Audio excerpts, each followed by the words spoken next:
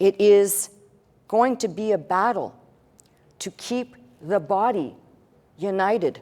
Do you know why? Because for every person that comes by faith, there'll be 5 more people who are scared and who basically flee and scatter.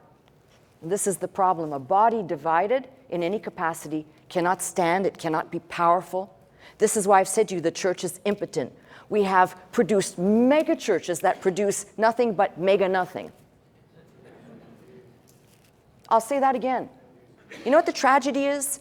Several of these mega churches, and yeah, I'm just going to say it, you can say whatever you want, but my Bible tells me I am perfectly allowed to do this.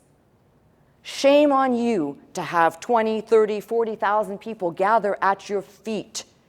And instead of preaching the gospel of Jesus Christ, you spend your time either talking about stupid stories or things that don't matter. They don't matter to God. They will never matter to God. God is not interested in the social pettiness of these, we'll call them social justice issues that people seem to be bringing into the church.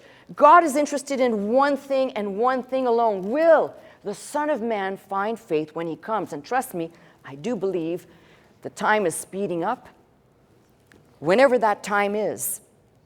And the answer to that is I don't think there's going to be a lot of faith found, especially if you're ingesting a lot of the poison that's coming out of the world and into the church. Come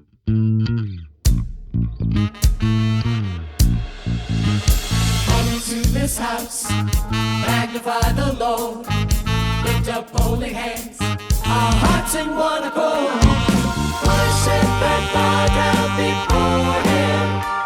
Exalt his name today. Come into this house.